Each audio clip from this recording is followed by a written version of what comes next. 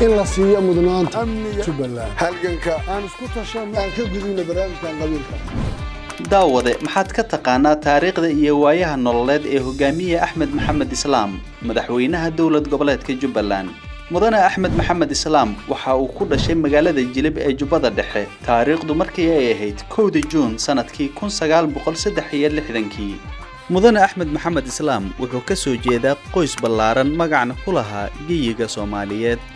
أحمد محمد إسلام waxaa dhashay hooyo Yustur Cabdi Haroon waxaana la dhashay 18 walaalo sidoo kale hogaamiye Axmed waa aabaha 12 caruur ah oo isugu jira gabdho iyo wiilal hogaamiye Axmed Maxamed Islaam wuxuu caruurnimadiisii iyo waxbarashadiisii ku soo qaatay gobollo kala duwan oo dalka ka mid ah sida Cadaada iyo Muqdisho waxbarashadiisii dugsiga Quraanka waxa uu ku dhameystay magaalada Muqdisho sanadkii 1973 waxa uu ka baxay dugsiga hoose ee Hodan isla magaalada Muqdisho dugsiga dhaxana waxa uu uga baxay magaalada Burco sanadkii 1977 sidoo kalena waxa uu ka baxay dugsiga farsamada gacanta ee La Foole intii u dhaxaysay 1980 ilaa 1981 mudane Axmed Maxamed Islaam waxa uu macallin ka noqday dugsiga hoose dhexe ee Axmed Gurey ee magaalada Hargeysa intii u dhaxaysay 1981 ilaa 1982 taasoo ahayd shaqadii qaranka mudane Axmed Maxamed Islaam wuxuu bartay cilmiga shariicada islaamka intii u dhaxaysay 1982 ilaa 1986 hogaamiye Axmed wuxuu ahaa ganacsade intii u dhaxaysay 1987 ilaa 1991 kadibna wuxuu ku biiray dhaqdhaqaaqyadii islaamiga ah ee dalka ka jiray laga bilaabo 1991 wuxuuna ka soo mid noqday ururada al-Ittixaad al-Islaami ee gudaha Soomaaliya ururkii Raas Kamboni iyo maxkamadihii islaamiga oo uu gudoomiye uga ahaa gobolada Jubbooyinka intii u dhaxaysay 2006 ilaa 2007 Axmed Maxamed Islaam waxa ay dhaawacyo ka soo gaareen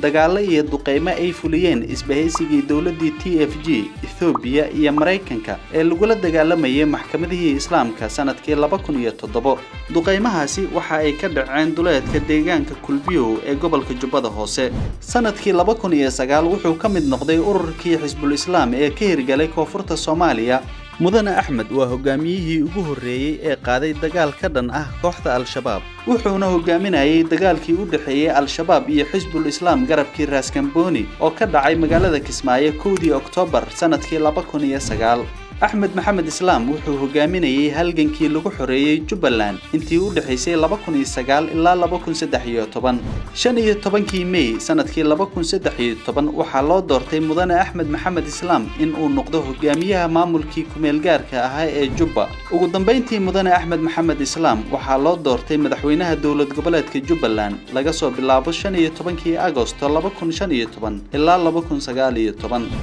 madaxweyne Axmed Maxamed Islaam waxay dawladdiisa guulo waaweyn ka soo hoysay gacan ku qabashada amniga Jubbaland iyo dhismaha ciidamada Jubbaland xoreynta deegaano fara badan oo ay nabadiid ku haysteen horumarinta waxbarashada kobcinta dhaqaalaha iyo dhiirigelinta ganacsiga iyo dib u heshiisiinta iyo isdhexgalka bulshada amniga si loo sii baahiyo amniga Jubbaland mudane Axmed Maxamed Islaam wuxuu ballan qaadayaa xoojinta dhismaha qaybaha kala duwan ee ciidanka si loo helo cudud ciidan oo awood u leh ciribtirka wax kasta oo halis ku ah amniga Jubbaland xoojinta nabadgelyada bulshada iyo deegaanada Jubbaland mudane Axmed wuxuu dib u xoreyn doonaa dhammaan degmooyinka iyo deegaanada Jubbaland ee ka maqan gacanta dawladda muddo 18 bilood gudahood ah waxbarashada maamulka Axmed Maxamed Islaam waxa uu hore ugu guuleystay dejinta iyo mideynta manhajka waxbarashada ee dugsiyada hoose iyo kuwa dhexe ee Jubbaland mar kalena waxa uu dejin doonaa manhajka waxbarashada dugsiyada sare dugsiyada farsamada gacanta iyo tacliinta sare ee macadyada iyo jaamacadaha Jubbaland waxbarashada gabdhaha waxa uu siiyaa welina siin doonaa muhiimadda koowaad mudane Axmed Maxamed Islaam waxa uu dhisi doonaa muddo kooban iskuulo hor leh oo laga hirgelin doono deegaanada la xoreyn doono caafimaadka adeegyada caafimaadka Jubbaland waxa horey loo gaarsiiyay deegaanada laga xoreeyay gacanta cadawga mudane axmed waxa uu muddo kooban ku dhisi doonaa xarumo caafimaad oo bilaash ah kuwaasi oo laga hirgelin doono tuulo degmo iyo gobol waxaana la tayan doonaa cisbitaalada guud iyo kuwa gaarka ah ee ku yaala deegaanada xorta ah iyo kuwa la xoreyn doono kobcinta dhaqaalaha mudane axmed maxamed islaam wuxuu dib u howlgelin doonaa warshadii sokorta ee Mareerey warshadii hargaha iyo saamaha warshadii hilibka mashruucii biyo xireenka Faanoole mashruucii bariiska ee Mugambo suuqgeynta xoolaha Jubbaland dhiirigelinta beerashada dhulbeereedka Jubbaland dib u habeynta iyo ballaarinta dekedaha Jubbaland ku yaala iyo dib u habeynta iyo tayeynta garoomada diyaaradaha degmooyinka iyo magaalooyinka Jubbaland dib u heshiisiinta mudane axmed maxamed islaam waxa uu guulo ka soo hooyay barnaamijkii dib u heshiisiinta bulshada reer Jubbaland waxa uuna mar kale ballan qaadayaa sii wadida hanaanka nabadeynta iyo dib u heshiisiinta bulshada oo la gaarsiin doono in bulshada lagu heshiisiyo guri guri xaafad xaafad tuulo tuulo magaalo iyo degmo degmo madaxweyne axmed maxamed islaam waa hogaamiye dhiiran oo aftahan ah waxaana lagu amaanaa caadilnimo iyo eexlaan mudane axmed maxamed islaam nolol uma doonan dalalka qurbaha mana qaadan baasaboor dal kale